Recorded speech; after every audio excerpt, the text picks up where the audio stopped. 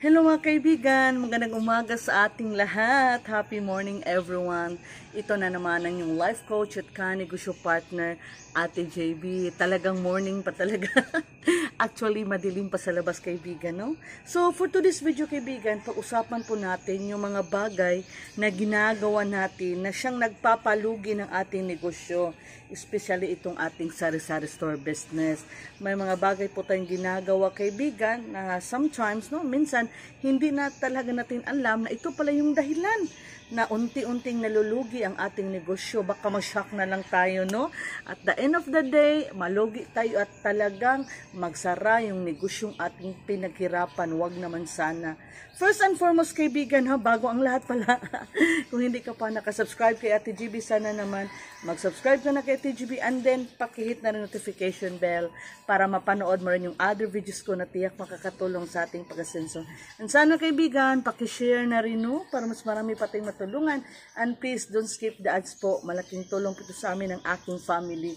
So, yung kaibigan, no, pag-usapan natin yung mga bagay-bagay. Hello, Ana, good morning. Ayan, dumaan po yung aking matalik na kaibigan si Ana, no, shout out. So, kaibigan, no, back to our main topic. So, ano-ano ba yung mga bagay na pag ginawa natin or ginagawa natin, no, palagi, tiyak talaga malulugi ang ating negosyo, sari-sari store business. Number one, kaibigan, yung ating hindi tayo consistent. Yung consistency, kaibigan, no, mahalaga talaga. So, gawin nating simple, kaibigan. Yung pag hindi tayo consistent sa, ito lang halimbawa, sa pagbubukas at pagsasara ng ating tindahan. Yan, number one talaga, yung paiba-iba ang schedule. So, ngayon, bukas yung tindahan, and then, tomorrow, sarado. O, diba? Ngayon, nagbukas ka very early, 4 a.m., nagbukas ka. Then, sa susunod na araw, magbukas ka 8 a.m., ayan, late na. So, malilito si customer. Ayan, so pag siya ay pupunta sa trabaho, sabihin niya sa anak niya, ay, bumili ka ng shampoo sa tindahan ni Ate GB, maliligo ako. Tapos sabihin ng bata, sarado pa ngayon, Papa, 5 a.m. pa lang. Eh, sabihin ng Papa, bukas yun si Ate GB, 5 a.m. Kahapon nga, bukas siya, 5 a.m. Tapos ngayon, pagpunta ng bata sa tindahan ni Ate GB, 8 pala ako magbubukas. Sa plan ko na 8 magbukas. So pagpunta ng bata, 5 a.m. sarado yung aking tindahan. O diba madismaya yung ating customer? Ganon din sa pagsasara, kaibigan. So, magsara ka ng 10 p.m. So, yung mga nag-work natin ng mga kapitbahay, sabihin, pag uwi sa bahay, doon na lang ko kay Ate GB bibili ng aking pang-dinner, ayan, panghapunan. Open pa si Ate GB hanggang 10 p.m. Hindi na lang ako bibili ng ulam sa labas kay Ate GB na lang kasi kahapon open pa siya 10 p.m. Tapos pagdating ni customer dito 10 p.m., sarado na pala ako kasi nag-change ako ng nag-change ako ng schedule, nagsarado ako. Siba, malilito si customer. Ayan, madidismaya siya. Gutom ako. Sarado na pala si Ate GB. Sana doon na lang ako bumili ng pagkain sa labas. Hindi pala consistent si Ate GB. O, diba? Mawawala ng gana si customer sa'yo, kaibigan, pag hindi ka consistent sa yung schedule ng pagbubukas at pagsasara ng ating tindahan. Ipapakita ko sa inyo kung gaano ka-consistent si Ate JB. Kaibigan, no? Ipapakita ko na sa inyo yung aking consistency. Hindi lang ako nagbukas ng ilaw dito sa harap kasi save ako ng kuryente. Ayan, so, palagi ko sinasabi, kaibigan, na nagbubukas ako ng 5 a.m. Ito ang oras, kaibigan, ito yung proof. 5 a.m. pa lang, no? 5:33, kanina pa bukas yung aking tindahan. Consistent talaga ako sa aking pagbubukas at pagsasara ng tindahan, kaibigan. Ipapakita ko sa inyo, ha, yung labas. Ayan, good morning. Medyo madilim pa, kaibigan, kanina. Nang magising ako, good morning dong. May tao pala sa labas. Kanina ko, kaibigan, no, nang magising ako, nagbukas ako ng tindahan. Nang sarado itong ngit-ngit pa sa Bisaya, madilim pa. Nang open ako, ngit-ngit pa rin. Ngit-ngit, kaibigan, means madilim pa, no? Ayan, so, madilim pa hanggang ngayon, kaibigan, no? Bukas na talaga yung tindahan ni Ate GB. Tingnan nyo, natutulog pa yung aking ibang mga kapitbahay. Pero ako, bukas na at nakapagpray na rin kay God. Ayan, so again, dear friends, ha? Pag hindi ka consistent sa pagbubukas at pagsasara na yung tindahan, ay, matik na yun, malulogyan yung negosyo. Tingnan nyo, 5 a.m. bukas na si Ate JB. Ang kaibigan, no? Ang pangalawang dahilan kung bakit unti-unting malugi yung ating negosyo is that yung masyado tayong mabait. Ayan. Masyado tayong mabait in the sense, kaibigan, pag may humingi ng tulong, tutulungan agad natin. Kahit yung iba, hindi naman talaga totally nangangailangan ng tulong. Ayan, madali tayong maawa. So, ako ganun ako noon, kaibigan, no? Ayan, maraming pumupunta sa tindahan ko noon. Ate GB pautang, Ate GB pautang. Saka ako na lang bayaran sa susunod na sahod ko. Ako, madaling naawa kasi lumaki tayo sa hirap. Alam natin yung feeling pag tayo ay nangangailangan, then walang tumutulong sa atin. Kaya alam ko yung feeling ng ganun. Hindi maganda. So, ako tinutulungan ko yung mga humingi ng tulong. Yun yung malaki kong pagkakamali. Wala akong pinipili. Madali akong maawa. So, one time, kaibigan, may apartment, no? Sa place namin, medyo malayo. Pero napunta talaga sila dito kasi nga, parang naging kaibigan ko na rin sila. Nung naglalako pa ako ng mga tuyo. Kami kasi ng asawa ko noong si Francis kaibigan, no? Kami ni Only Francis. Talagang naglalako kami ng tuyo, no? Twice a week. So, Tuesday tsaka sa Sunday, naglalako kami ng tuyo, pinapautang namin, nagbabayad sila lingguhan. So, every Sunday nagbabayad, yung iba every Tuesday. So, marami akong naging kaibigan dahil doon. Kaya yung iba, kahit malayo yung tindahan ko sa bahay nila, dito sila pumupunta. Nangutang sila, 3 silang wives, no? Yung mga nanay na sila, no? 3 sila.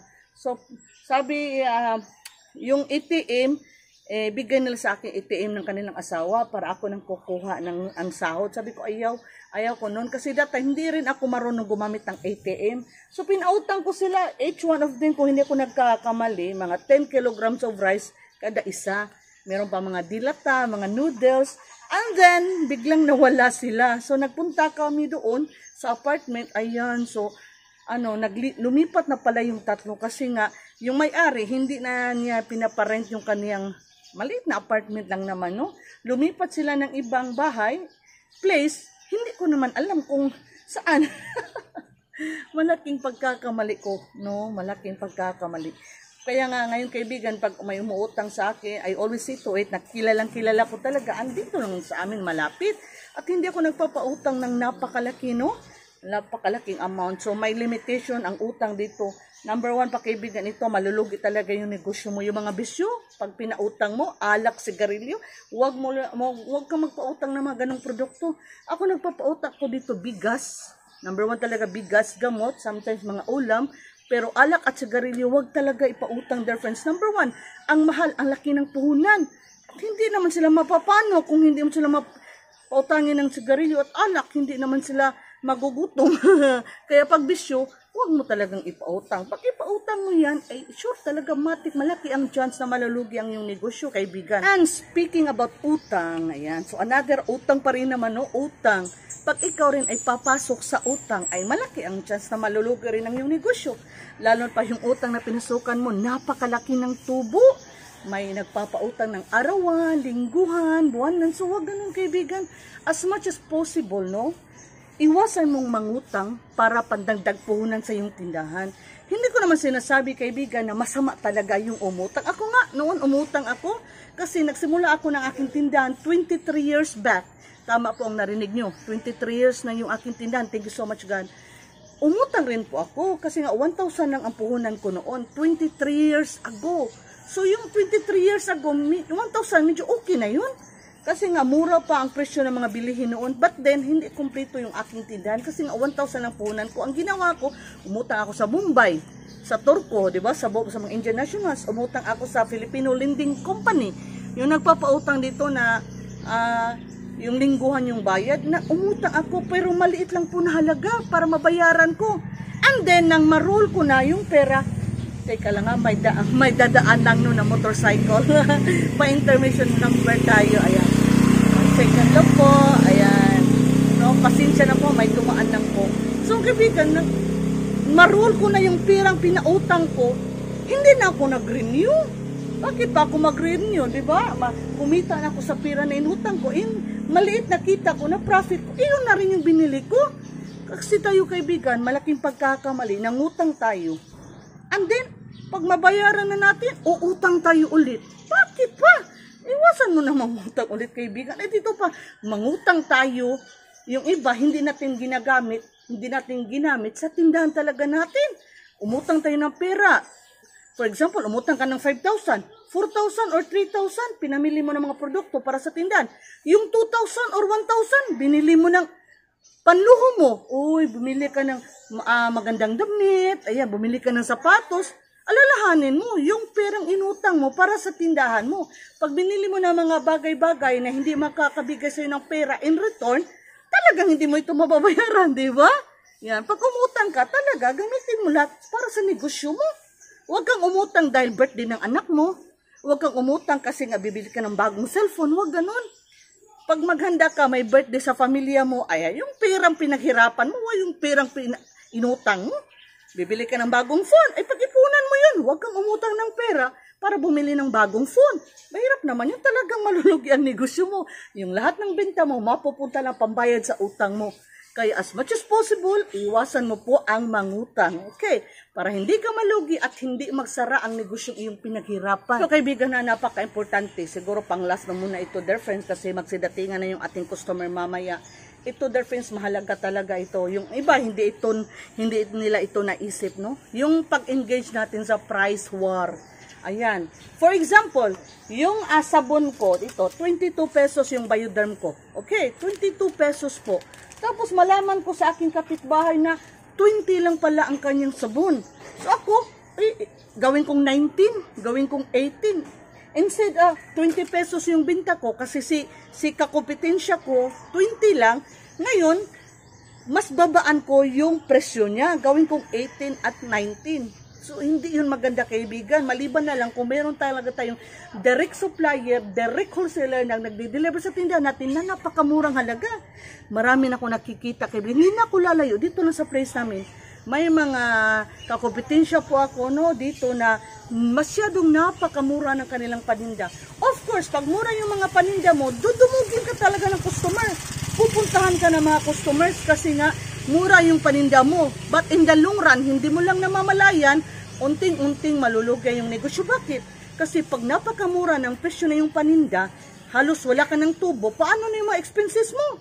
Yung pamasahe mo, na pag nang ikaw ay namalingke, na grocery, ay kung meron ka sasakyan, yung panggasolina mo, o diba, mga expenses sa ilaw, sa electricity, o diba, sometimes pa electric fan pa tayo kasi mainit sa tindahan. Marami tayong mga expenses, kaibigan. Dapat isali natin ito sa pagpipresyo. Yung iba kasi, nagpipresyo ng kanilang paninda based lang sa puhunan. Oy, ang puhunan ko dito ay 10 pesos, gawin ko na ng 11. Okay na, may 1 peso ako, may 10% ako na tubo. 10% lang yung tubo mo, ay malayo pa yung tindahan, ang tindahan na suki mo, na supplier mo, namamasahe ka papunta doon, namamasahe ka pa uwi. At again, meron pa kapang mga bills na binabayaran buwan-buwan at 1 peso lang yung tubo mo, ay tiyak malulugi ka talaga. O, di ba? Kaya don't engage in price war. Hayaan mo na yung kakompetensya mo. Kung masyadong mababa, huwag ka mag-dive ng presyo. Kung mababa talaga, bahala na sila, no? Basta ikaw, consistent lang yung presyo. 15 to 20%, okay na yun. Maliban na lang kung wholesaler ka. Kung saan mo dahil? Eh, meron na tayong mga customer sa labas, kaibigan, no? So, hanggang dito na mula. I-set out ko kayo mamaya. Dito. Kung saan mo dahil? Ayan, may bibili ng load. Aril tapikas dahil. Meron tayong customer, mga students, no? Good morning, shout out sa kanila, kaibigan. Bibili daw sila ng load. Ayan, bibigyan mo na natin. Ayan, I'm back, kaibigan, no? Medyo natagalan talaga. Akala ko load lang yung may bibili na ng load, isa lang. Tapos nagsigatingan na pala yung aking mga customer. May bumili ng bigas, may bumili ng Bear Brand, may bumili ng sigarilyo, may bumili ng shampoo. Ito yung mga fast moving products every early in the morning, kaibigan. Kaya dito na lang muna, no? Ako lang kasi yung nag-isa ngayon, yung anak ko ay naliligo kasi may pasok sa school. Yung aking asawa, yung aking husband si Francis natutulog pa, kaya itigil lang muna ni Ate GB yung aking vlog. Gagawa na lang tayo ng part 2, no? Para sa mga bagay pa, no, na dapat malaman mo para hindi mo ito magawa, para hindi malugi yung negosyong sari-sari store business. So, thank you so much, kaibigan, ha. Again, dito na muna, ha, kasi may mga customers pa na paparating. Again, wag mo lang kalimutan, kaibigan, yung parati ko sinasabi. Hindi mahirap, hindi imposible na masinso ang buhay natin. Basta masipag tayo, madiskarte tayo, may tamang disiplina sa sarili, and then, of course, we have God in our life, kaibigan. Importante talaga na nasa buhay, nasa puso natin ang Panginoon. Pag itong lahat, kaibigan, ginagawa mo, malaki ang chance na asinso ang buhay nating lahat. Tiwala lang. Again, thank you so much sa inyong pagmamahal kay Ate GB. I also love you guys. Please don't bash me or huwag mo sabihin na bakit ang dilim ng background mo, Ate GB, kasi nagsisave ako ng kuryente, kaibigan. Actually, marami namang ilaw. Hindi ko na lang sila, hindi ako nag-unang ilaw. Isa lang yung ilaw na ginagamit ko ngayon kasi para makasave tayo ng kuryente. Anyway, mamaya, talagang magliliwanag na kasi sisikat na si Haring Araw. Again, thank you so much sa inyong pagmamahal kay Ate GB. I also love you guys. Thank you so much. Aasinso tayong lahat. Claim it. Okay? Thank you so much. God bless.